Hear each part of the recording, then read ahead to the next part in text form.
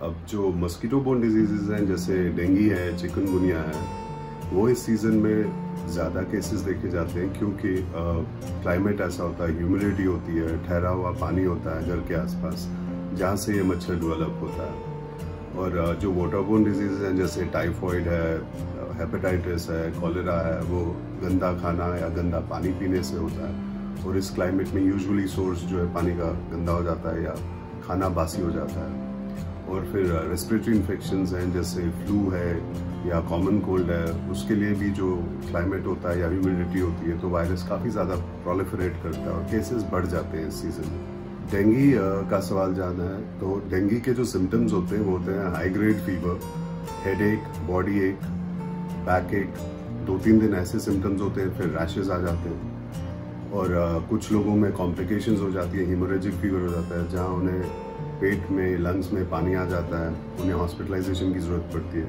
कोई specific treatment dengue की है नहीं, सपोर्टिव ट्रीटमेंट है, पैरास्टामोल वगैरह फीवर के लिए और पानी खूब पीना होता है। तो वैसे ही चिकनगुनिया भी है। चिकनगुनिया में स्पेसिफिकली हाई ग्रेड फीवर होता है और जॉइंट पेन्स होती हैं। अगेन 2-3 दिन तक सिम्टम्स रहते हैं, उसके बाद जॉइंट पेन्स जो है वो लंबी चल सकती हैं। कुछ कई बार ये महीनों तक जॉइंट पेन चलती है और उसकी ट्रीटमेंट फिर अलग होती है। और जहाँ तक प्रिवेंशन का सवाल है दोनों बीमारियों का, तो अपने घर के आसपास सफाई रखनी होगी, ठहरा हुआ पानी नहीं होना चाहिए घर के आसपास, जो गमले हैं, बाल्टी हैं, वाटर टैंक्स हैं वो ढक के रखनी होगी। और फिर घर के अंदर मच्छर ना आए तो दरवाजे खिड़कियाँ सुबह शाम स्पेशली बंद करनी चाहिए। वो पर्सनल प्रोटेक्शन बहुत इंपॉर्टेंट है, जैसे आप इंसेक्ट रेपेलेंट क्रीम्स लगाएं या अपने शरीर को पूरा कपड़े से ढक लें। घर के अंदर भी नेट्स लगाएं या आप वो कॉयल स्प्रेज वगैरह मच्छर के अगेंस्ट यूज़ कर सकते हैं।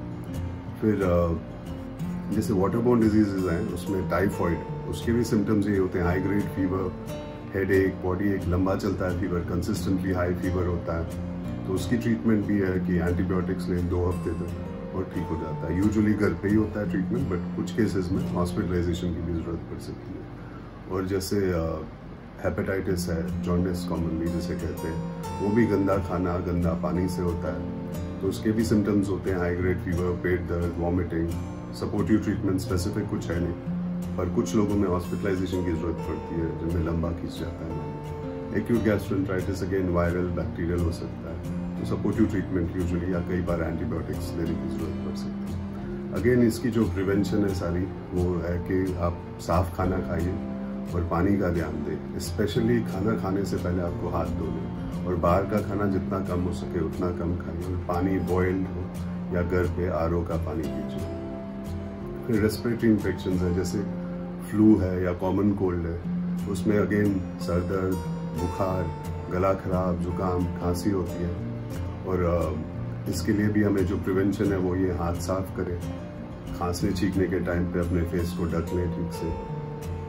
और दवाइयाँ सपोर्टिव हैं, इसकी भी कोई स्पेसिफिक ट्रीटमेंट नहीं है, सिर्फ H1N1 के अगेंस्ट ऑसेल्टामिविर एक दवाई है जो हम यूज़ कर सकते हैं। बीमारियों के जो सिम्टम्स हैं वो काफ़ी ओवरलैप करते हैं, वो वाटरबोर्न डिजीज़ हो, वो मस्कीटो बोर्न डिजीज़ हो, वो रेस्पिरेटरी इन्फेक्शन हो या वो कोविड हो। इनिशियली पहले 2-3 दिन में high grade fever, headache, body एक, ये कॉमन होता है सारी बीमारियों में। सो बहुत मुश्किल है बताना कि क्या कोविड है, क्या डेंगू है, क्या फ्लू है। मगर स्पेसिफिक सिम्टम्स जो हैं जैसे डेंगू में 2-4 दिन के बाद रैशेज आ जाते हैं और फीवर कम हो जाता है, चिकनगुनिया में स्पेसिफिकली जॉइंट पेन्स होती हैं, फ्लू में जुकाम, खांसी, गले में दर्द होता है, और कोविड में एक मिक्सचर होता है सारे सिम्टम्स का। बट सबसे इम्पॉर्टेंट चीज़ है कि हमारे पास टेस्ट से डायग्नोज करने के लिए, और पहले दिन से ही वो डेंगू हो या चिकनगुनिया में ब्लड टेस्ट से उसे डायग्नोज कर सकते हैं। कोविड के लिए स्वैब है, फ्लू के लिए स्वैब है, और पहले 2-3 दिन तक तो हम सपोर्टिव ट्रीटमेंट घर पे ले सकते हैं। बट जितना इमीडिएटली जल्दी हम डॉक्टर्स को कांटेक्ट करें और जितनी जल्दी डायग्नोज हो उतनी जल्दी आपका ट्रीटमेंट हो सकता है और उतनी जल्दी कॉम्प्लिकेशंस आप रोक सकते हैं। और जैसे रेस्पिरेटरी इन्फेक्शंस वगैरह उसको फैलने से भी हम रोक सकते हैं, इसलिए अपने डॉक्टर्स को जल्दी कांटेक्ट करना चाहिए।